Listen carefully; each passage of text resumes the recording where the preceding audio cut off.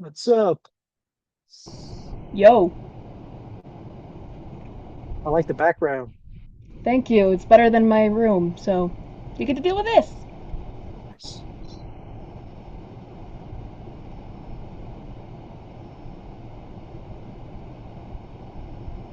I love how we have all of the Detroit mission. We have all of the Detroit mission on apparently. Oh wait. Made it big. David, is my mic working? Okay.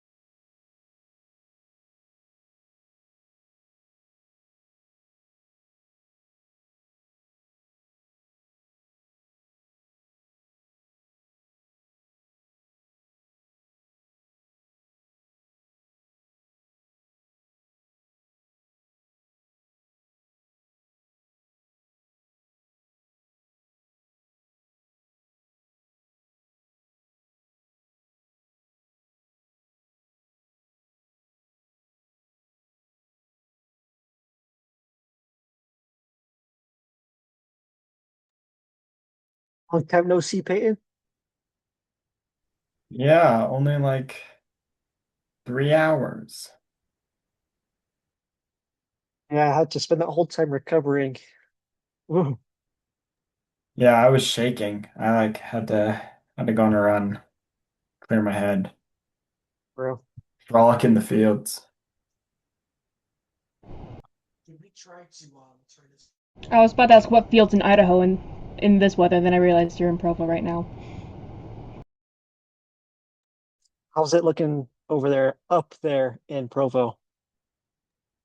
There's no snow, which is a little sad, but also pretty good because it means driving's easy. But it's really cold. Cold every day. It's like cold for no reason. That's kind of what's going on. Yeah, that's a good way to describe it. You're like, it's cold. Why is it cold? Why are we here? Ask myself that every day, Monday, Wednesday, Friday at 2 p.m.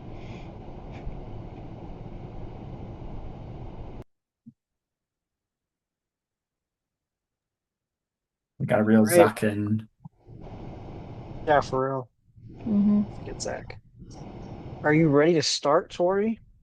I am if you guys are. Unless you want to give a couple more minutes or remind people. I don't really care. Let me see.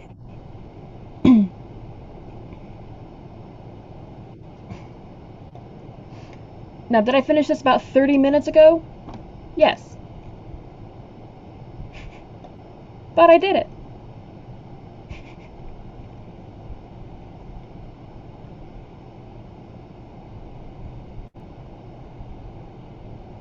You have screen share permissions? Let me check. No, I cannot. Mm.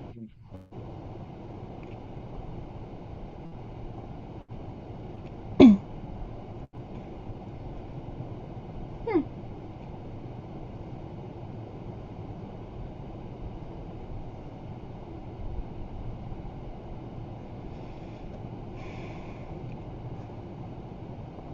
Okay, try it now.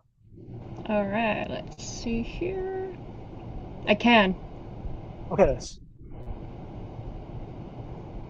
All right. Cool. Well, welcome everyone to the Gospel Scholar Zoom meeting conference. This is number 3 now. And we're joined by a very special person who always joins us, but this time she's in the spotlight, which is Tori, the freaking legend, the one and only. Um, she's going to be presenting on the general topic of religion and trauma and how those intersect and make it applicable to you missionaries. And so I'm super excited for that. So we're going to hear like a 30 to 45-minute presentation from her, and then I'm going to look at the chats and compile a list of your questions as she's presenting. At the end, we'll just be able to barrage her with all these questions that you're definitely 100% prepared for. So, Cool. Well, let's do this. Now I can talk with permission. Um, and thank you to everyone who filled out the form. That was really helpful because, it's kind of a broad topic, just a little bit. And, well, this was my conclusion when I, get to it. Okay. Wait. Mother of God. Okay. Let's try this again, shall we?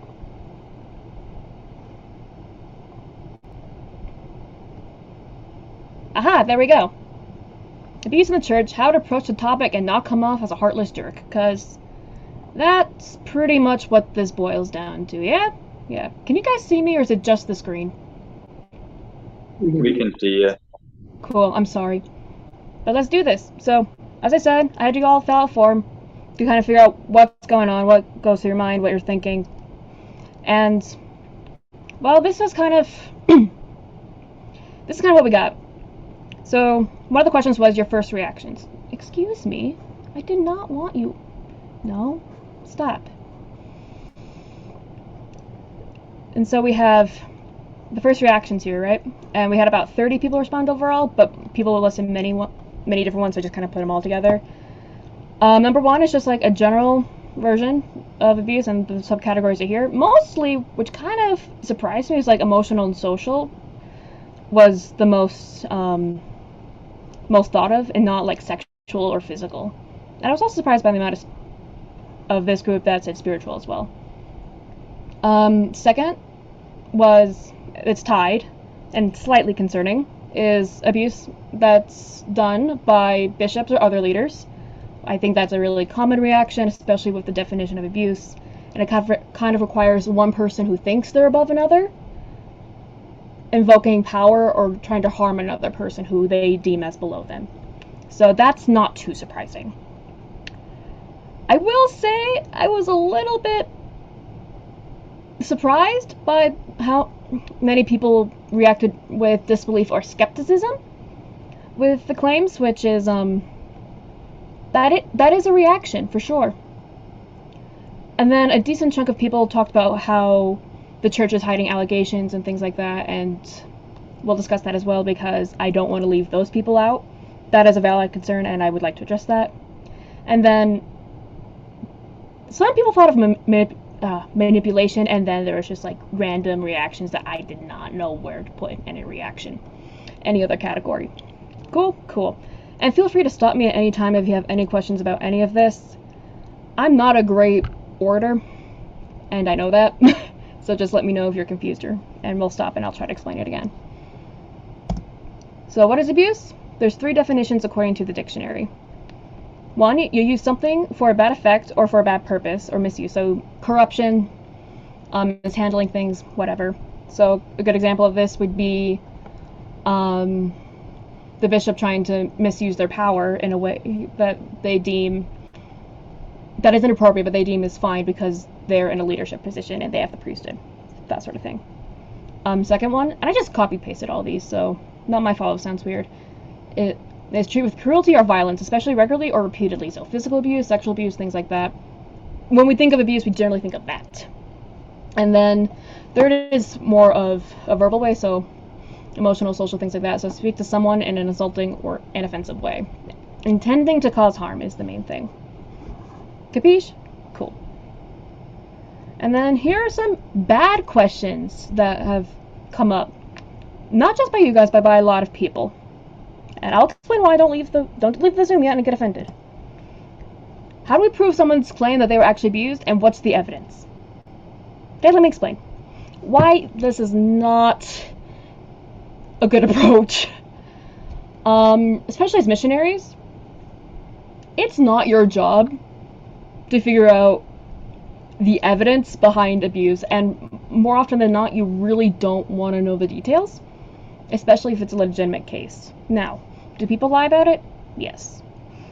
Is there, I don't want to say an over-exaggeration, but will people misinterpret things?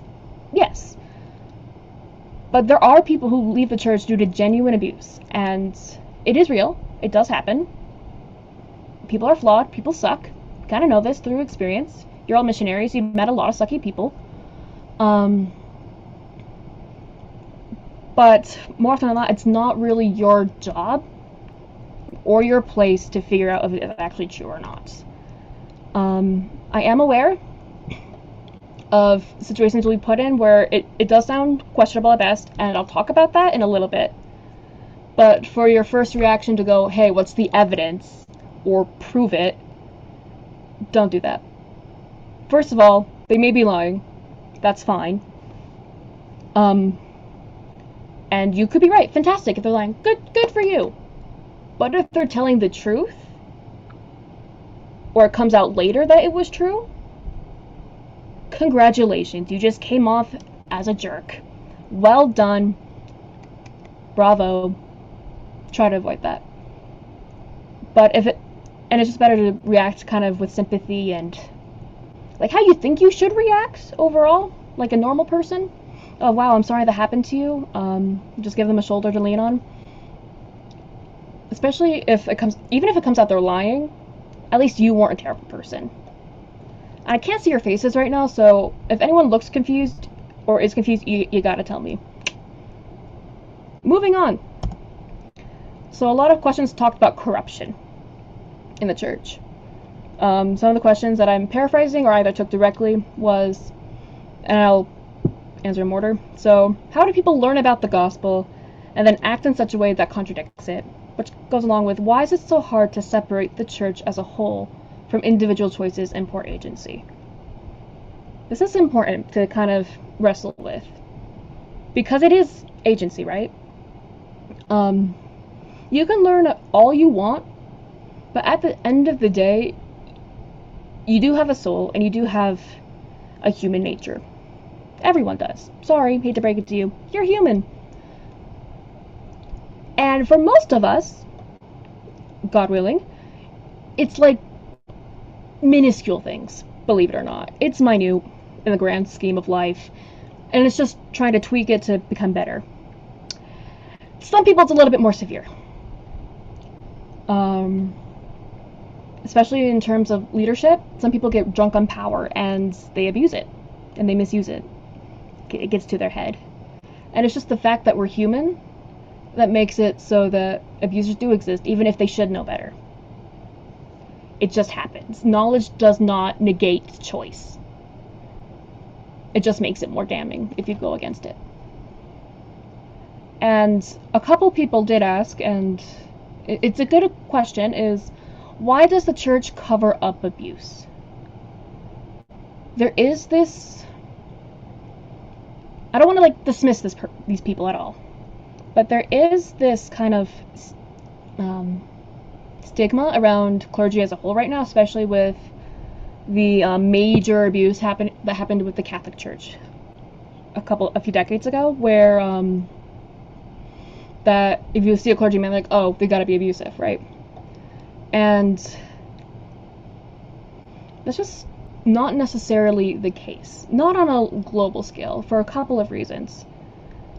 One, it's not like the Catholic Church, if anyone's thinking that, because the whole thing with the Catholic Church wasn't just that priests were abusing the deacons or the altar boys.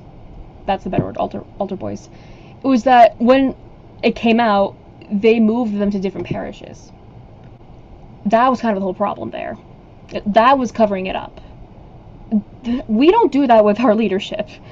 If it comes out that you were abusing someone or hurting someone, hopefully you are dismissed. You're not just moved to a different congregation. It's a little that's different. Um, Second of all, let's talk about the Boy Scouts. They call them the perversion files. And you or anybody can go online and read all of them for free. The Los Angeles Times actually owns the database for these. They've made them open. You can research by location or year or however you want to sort it out and see what abuse happened where. The really interesting piece to me about those files is there's a line in every file. It asks the man's religious affiliation. So we can go through and be like, oh, this guy's a Baptist, this guy's a Catholic, this guy's LDS. If you take all of those, our church had, like I said, 30 to 40% of the troops. So the question becomes, we can see all of the abusers. Are 30 to 40% of them Latter-day Saints?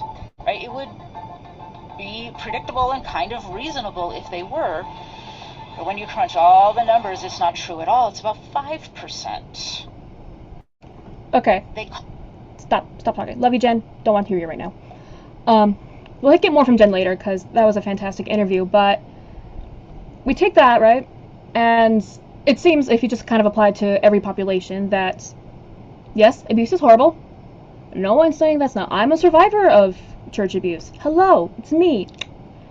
But it happens at lesser rates compared to other places, if we just go by from the Boy Scouts perversion files.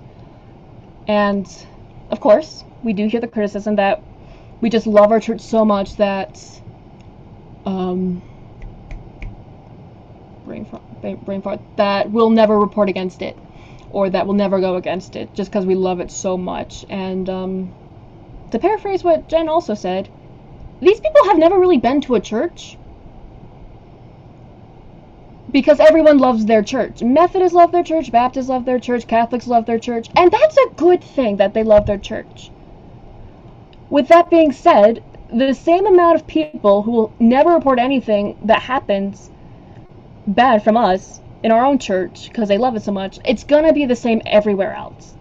That number is gonna be the same. Do I have that number on me? No, I don't. But that's okay. I don't need it. I'm gonna pause here for a second. Anyone have any questions at all? I'm getting tired of the sound of my own voice for once. Just start talking.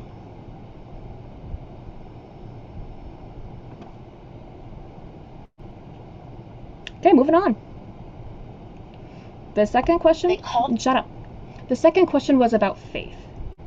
And these were kind of the categories. How do I move forward with church leaders after they instigate problems or ignore concerns when I come to them seeking help? That's hard. And that's going to happen. At least once. With just how big the church is, it's just going to happen. And we'll talk about preventative measures and whatnot, both of what Jen said and me paraphrasing things in a little bit, but we're just going to focus on this right now, okay? I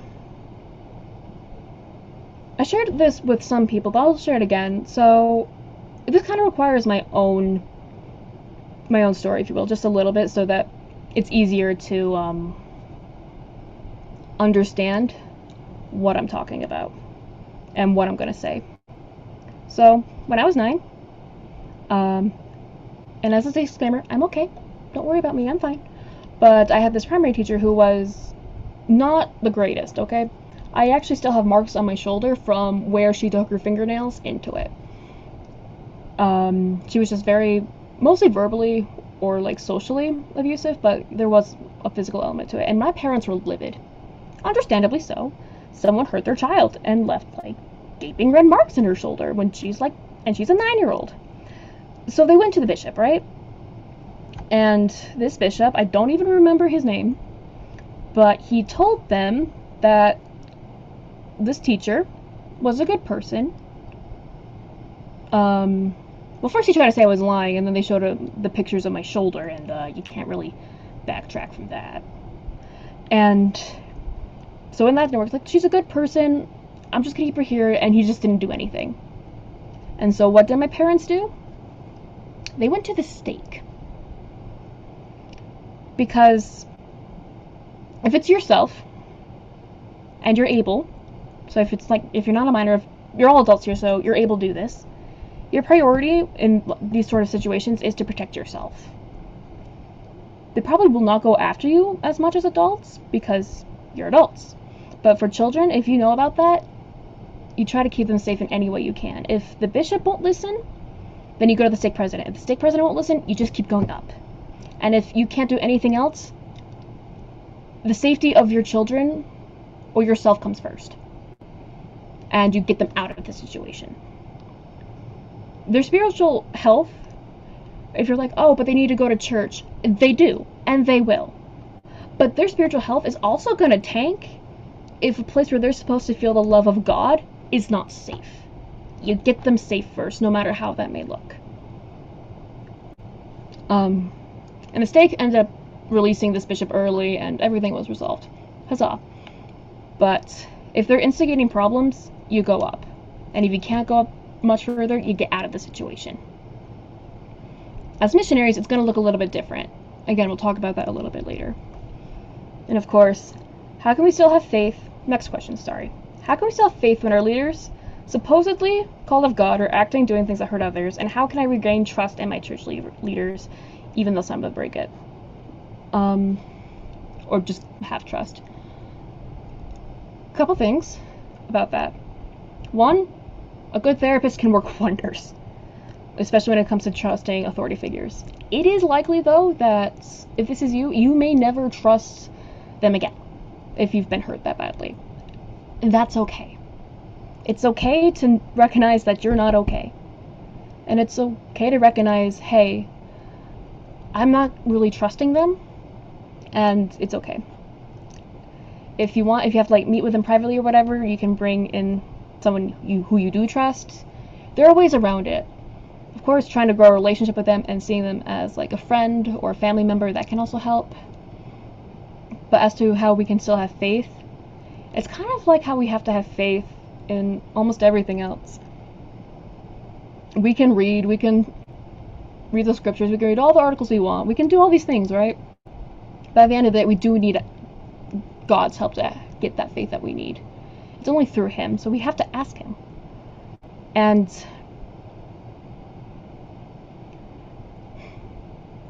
that's kind of the main thing. Your faith is supposed to be reliant on God, not the bozos around you. Don't let them take that from you. I don't even know what I have next. Oh, legal questions, yes. So, first up, are the ads on Facebook or etc. actually for legal groups, or are they simply smear campaigns to give the church a bad image? The answer is yes. Obviously, people do get hurt in different organizations, and obviously there's money to be had to go against our church. So it kind of kills two birds with one stone. Yeah, they're legitimate. Yeah, they're trying to attack the church. Both can be true at once. Next one, I actually had to ask Jen for this one, and it's floodlit.org, a legitimate, reliable source. Just for the record, for those who may not know, it is a website where it tries to bring to light different abuse cases within the LDS Church. That's kind of its purpose.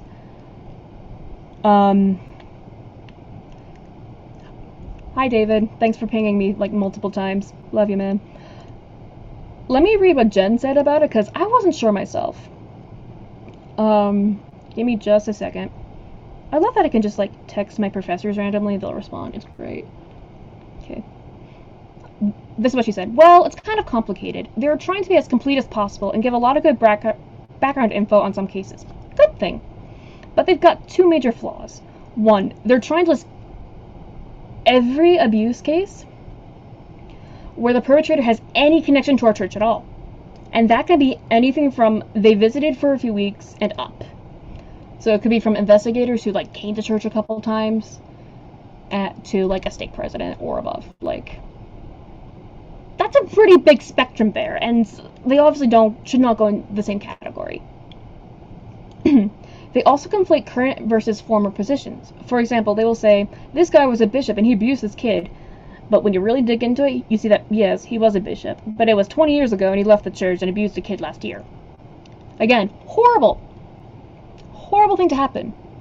But it's not him as a bishop abusing the kid. He was a bishop, left the church, hurt a kid. A little bit different connotation there. As long as you know that's what they're doing, you can just know you have to dig in to the timeline a bit. That's her first problem. 2. They list Joseph Smith as child abuser number 1, which seriously makes me question if they even know what abuse is. So, all in all, they're a mixed bag. The creator himself is convinced that he's doing the right thing, but also just be aware that it's like a starting point and not anything else. So, if you ever want to look into that, feel free, especially if you're an RM. Alright, what preventative measures is the church using to stop abuse other than the mandatory trainings? There's a bunch. And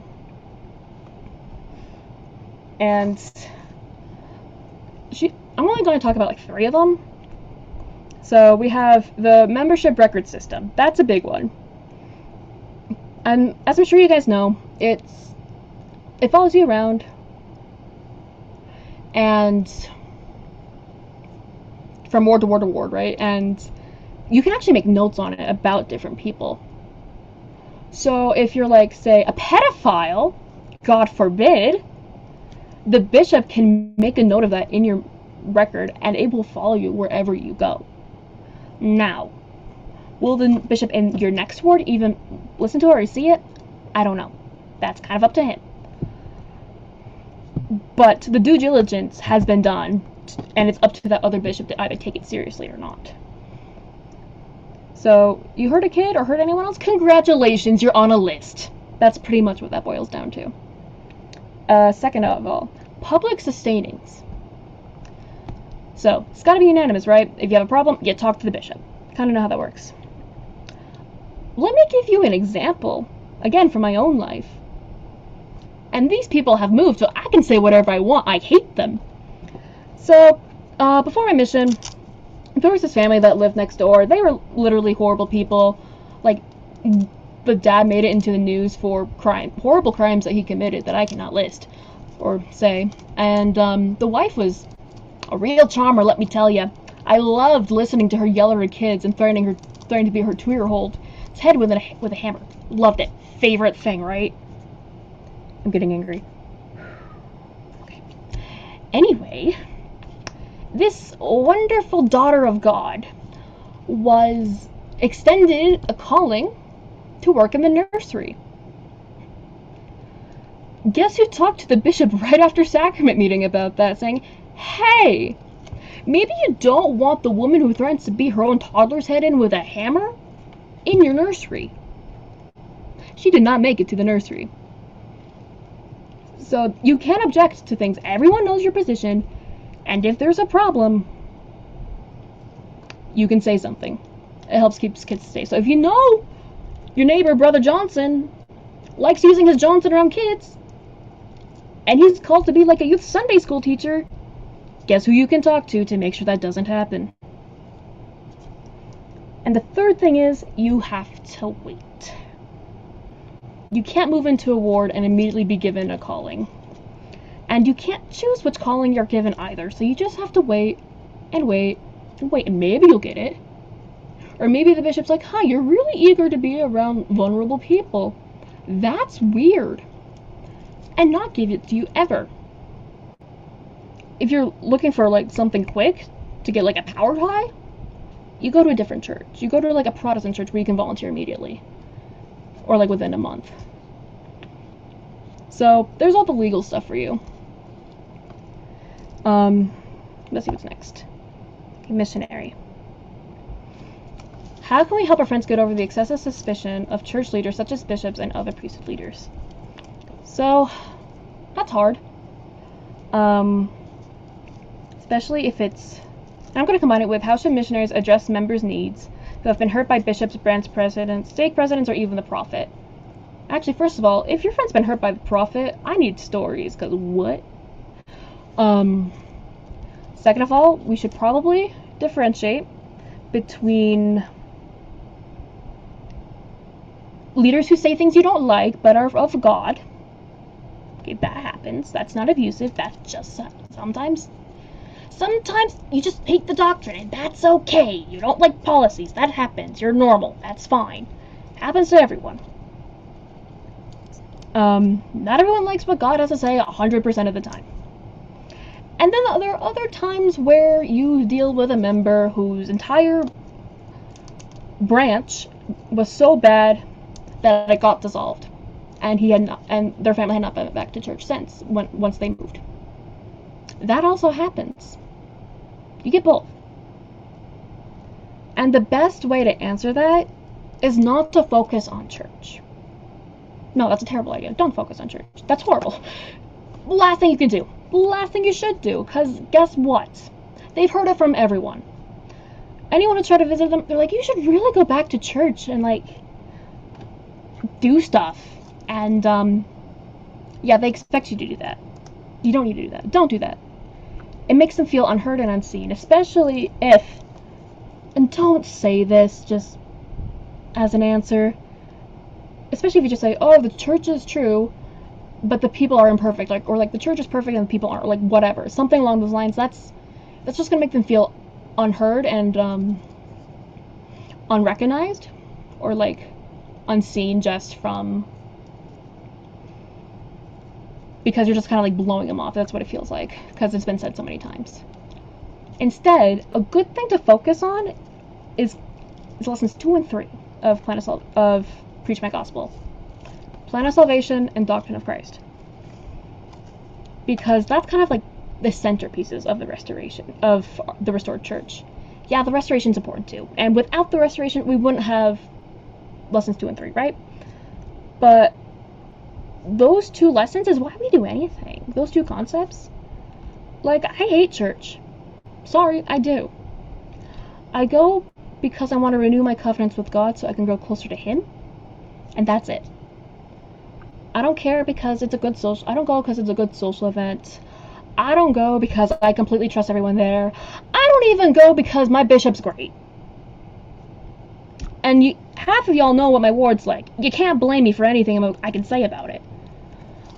I go because I was asked to by the Lord and made a covenant that I would obey His commandments to the best of my ability. That's why I go.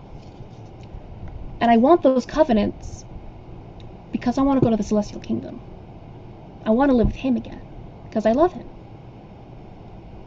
That's how you talk to people about church and get them to at least put their faith over their fear, if that makes sense. They may not trust church leaders completely, ever. It may take them a long time to learn how to trust priesthood authority. That's okay. You don't need to know the reasons why. If they tell you why, that's fine too. But if you get them to focus on church as kind of being like, I don't know, a natural, like, oh, I guess I should do this because of XYZ, or if you get them to focus on the real reason why we go to church, I guess is a better way of putting it, it's going to end a lot better. And that's kind of how you address that as missionaries. But how to address, like, cases of abuse? There's a couple ways to do it. First, if the person isn't in, like, immediate danger, you call the police. If that person is yourself and you're in immediate danger because of a companion or whatnot, call the police. Get help immediately if that's necessary. And don't worry if it's awkward or not, your safety comes first, and so does theirs. Second of all, how you should react in most situations, actually in every situation, is how Christ would react. And it's not to say, well, the church is perfect, people are not, or God can make everything right, and just leave it at that. You sit with them. You comfort them. You give them a shoulder to cry on. You help support them. And you do the best you can within your capacity as a missionary to make them feel the love of Christ. You don't need to fix it. You just need to make sure they feel seen and loved. That's your goal. And as a representative of Christ, that should be your main goal everywhere. In every situation. But you can't give them a solution. That's beyond you. That's beyond most professionals half the time. That's between them, God, and time. You just have to help give them support as much as you can, appropriately so. And how do we help people that have experienced church abuse overcome it?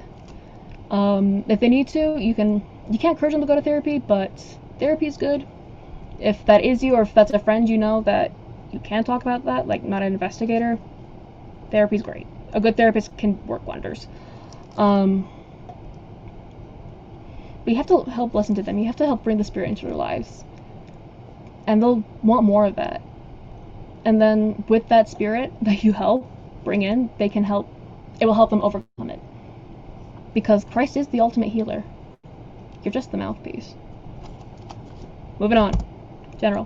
What are some notable signs of church abuse, and how can we go about trying to stop it from happening, regardless of if we have a calling?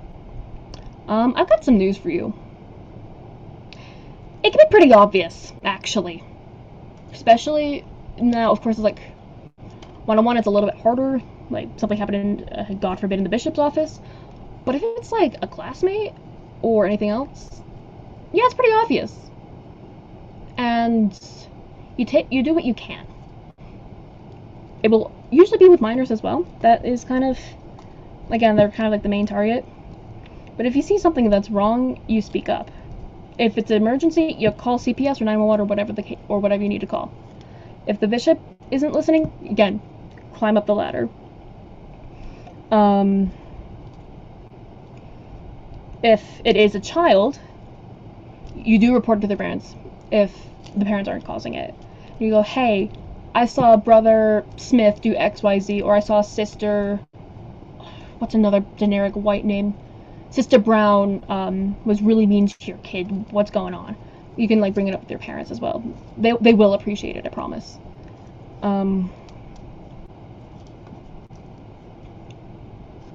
Give me a second. Now, this is actually also why we have one-on-one meetings with the bishop. Because kids can say really weird things. And they're not really always gonna come out and be like, hey, Sister White touched me inappropriately. They don't usually like come out and say that. They'll say weird things because they feel awkward or ashamed or embarrassed, and they're like, they want to call out for help, or they'll act in a certain way that's exaggerated. If it's like a physical abuse, they might like clutch their shoulder, or they might just limp, or they might just be really quiet. There's a lot of ways they'll act, and it's really weird. Now, sometimes kids are just weird, but sometimes but if you ask more questions, sometimes it's serious, and they're asking for help in a way only they know how to do. That's why we have bishop interviews. But really, kind of applies to any adult. And like, no one wants to be.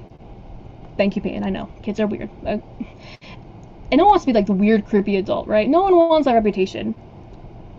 But no one wants to be the adult that could have stopped this kid from being even further abused and not doing it. All right. Any questions? I'm gonna stop the share for now. All right, let's see what we got.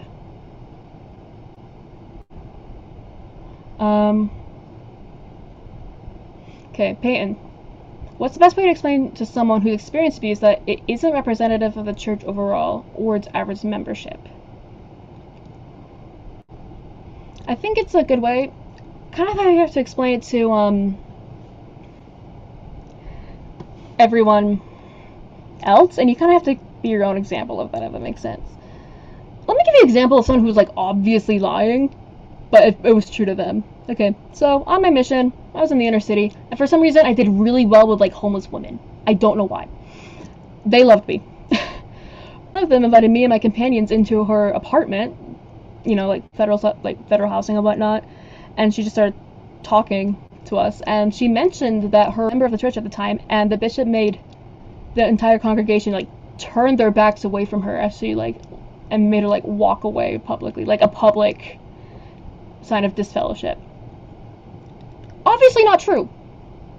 But that's what her sister told her, and I can't be like, hey, your sister's a liar. You what I ended up doing was like, wow, if that's true, I'm really sorry that happened. That's not okay, and the bishop of that congregation should not have done that. You can like express sympathy and not believe it, and like, in the way you word it.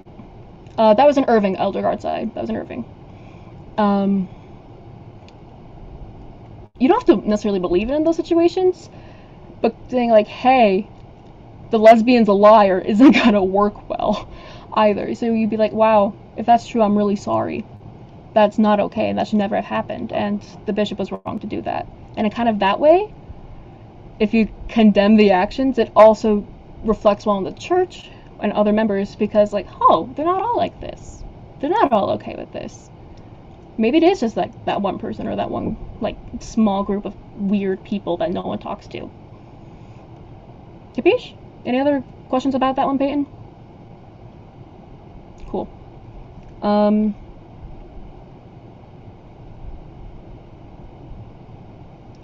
Lesbian lie. We love alliteration. Obviously means it's true. And then David did have a follow-up. These people are understandably highly emotionally charged. How should missionaries go about navigating this challenge when the person is not susceptible to logic? Well, abuse itself isn't logical, so there's that. And if you try to go with logic, you're gonna fail. Pain is not logical. It is pain. It is human. Everyone feels it. And if you say you don't, you're lying. And so you treat emotion with spiritual. You approach them. First of all, you don't stop praying. You're not going to know what to do, but the Lord will, and He knows them and knows exactly what they need. So don't stop silently praying the entire time. But you approach them with emotion. But the opposite. You approach them with compassion, with understanding, to the best of your ability, to wanting the best for them and wanting them to feel the love of God. That's what you do. And so how that works will depend on the person. But sometimes you share scriptures, sometimes you don't. Sometimes they just need a hug. I've hugged both men and women because that's what the Lord told me to do. And that, you just have to follow what the Spirit tells you. There isn't like a logical approach, I'm sorry. Because it's just not a logical situation. Okay. Facts don't care about your feelings. Unfortunately, didn't work, I tried. Elder Watson, is there a number for the people claiming abuse versus what we actually know to have happened? Or is it just totally improbable to calculate that? You can't really calculate that. Just for a couple of reasons. One, not every abuse case goes to court. Second of all, we don't exactly have body cams on everyone, and like thank the Lord for that for the most part. But it does mean a lot of times it is a he said, she said situation, which is really hard to figure out what's true and what's not. So kind of like the best way to approach it, just as an overall, is like assume it's true, unless it's like definitely proven false, if that makes sense. And don't like cast blame, but like Tim Ballard is obviously false. Like no one's like worshiping demons unless they're like an edgy high school girl in Orem that has never left her parents' house, or like the Orem cul-de-sac she lives in. Okay, like no one is both. But for like the vast majority of the cases, nah, we can't really figure out what's a lie, what's not, and it's just better to assume that there is at least a ring of truth to it than just calling the victim a liar, because at least it keeps you a good person.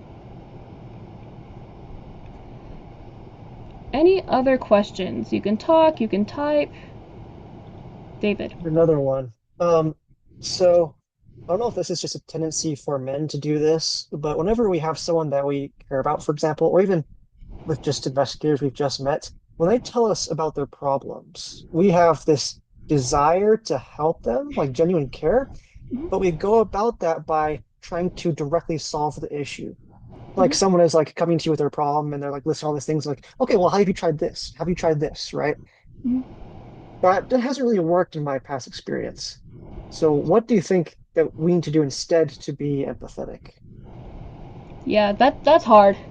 Um, it is good to ask, by the way, like, who else knows about this? Have you reported this to someone? If that's kind of the situation it is, of course. You can't really report like someone saying like horrible things to you. That's just not really something. But if it's like physical, sexual, yeah, like, have you reported this? What's been the you can list solutions that way, because I know you guys are wired to do that, and I do appreciate it.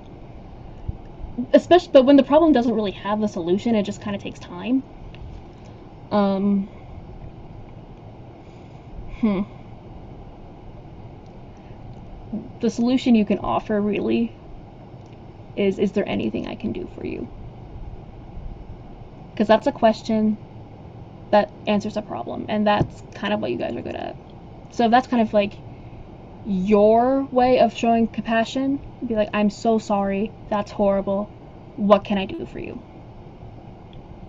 And that will kind of give them, that'll kind of like provide a solution. It gives both you and them like what you want. Okay, anything else? We have like no people on today. Everyone's afraid of me. For real. Yeah. No, we'll record this. Everyone will hear about this. So, but no, I was just gonna say, like, that makes a lot of sense for me because I feel like a lot of the people on my mission who I've talked to, who have gone through problems, not necessarily abuse, but just problems in general and like past trauma, is that it seems to me like they just really want someone to listen to them and to just be like a pincushion. Yeah. So, is that kind of in your experience too? What a lot of them want? Yeah. So I've talked about this a little bit, but there's something called platitudes, which is pretty much just like a statement that like a snippet of wisdom or knowledge or whatever is saying that we repeat over and over and over again that loses its meaning. Um, and in the church we're full of them. Um, and sometimes they're great, and we need them, and they are true. But especially within the church, or I think just within society as a whole, maybe that's like the only thing anyone ever tells them. And these platitudes, just overall, have the effect on a person. It's a negative effect. They feel ignored or pushed away or unwelcome or unseen. And so, a lot of the times, they want someone to listen to them because they haven't had that. Does that make any sense? And of course, like, I'm fine. Look at me, I'm fine. It was well over a decade ago. I'm chilling. But some people struggle for the rest of their lives. And it's not always like what you think abuse would look like either. Like, I have a friend whose brother passed away from cancer when he was 17, I believe. And her mom was understandably grieving this, right? But in the during sacrament portion itself, she couldn't handle being in the room. It was just too much for her. But the bishop didn't like her, and so for 6 months, he did not let anyone in the hallway get the sacrament to prevent her from getting it. And the stake president backed him up on it. Yeah, it's crazy. So if you were in the hallway, you did not get the sacrament for 6 months. It took them going to the area presidency for them to shut it down. And say, you can't do that. That stuff happens, and that's painful. Like, what do you do when the person who's supposed to take care of the congregation won't let you renew your covenants and blessings when you need them most? When your child passes away, you need God's power more than probably any other time of your life. And that's just cruel to deny it from someone. And that will take time to get over. But just dismissing it or saying, yeah, that didn't happen to you, that can push them away, and that's the last thing you want. Does that make sense? Okay. Guys, I don't bite. I just ramble.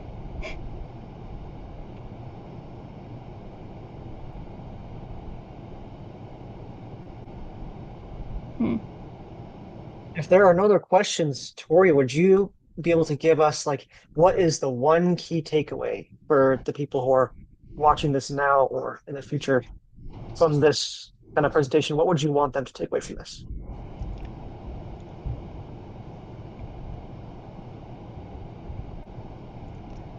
As missionaries, the second and third lessons are the most critical ones that you teach. Not because the restoration isn't important, not because lesson 4 and the commandments are important, but because those two are the reason why the others matter. And if you can focus on those two, and if you can apply it to your own life, come hell or high water, you'll make it through, and your friends will too. And yeah, people are horrible. They will use religion sometimes to try to just, or their power in whatever capacity they have in anything, to try to hurt others. And that's not okay. But if you can hold on to the fact that God has a plan and a path for you, you can overcome it, and your friends can too, and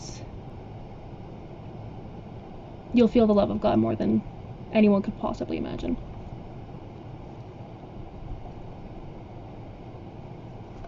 Amen. Amen. Thanks, Tori. That was awesome. We'll make this video available to everyone. Feel free to share it with whoever. Maybe I'll post on YouTube. I have no clue. But Put in the cavalry, who cares? for real. Cavalry, I can't say it. But yeah. If you have any other questions that come to y'all, like right when you go to bed, because they always do for me, feel free to tag us in the group chat and stuff. And maybe not DM us personally unless it's super sensitive, because if you have a question, others probably have a question as well. So Mhm. ask it in the general chats if you can, and But we're happy to help. yeah, if it's too much information, my DMs are open. I don't know when I'll get to them, but I'm generally pretty quick. Mm-hmm. Hey, P-Rock, what was your Yeah. favorite area? Grand Prairie, I where you at? I'm in GP by Oh, Canary nice. North.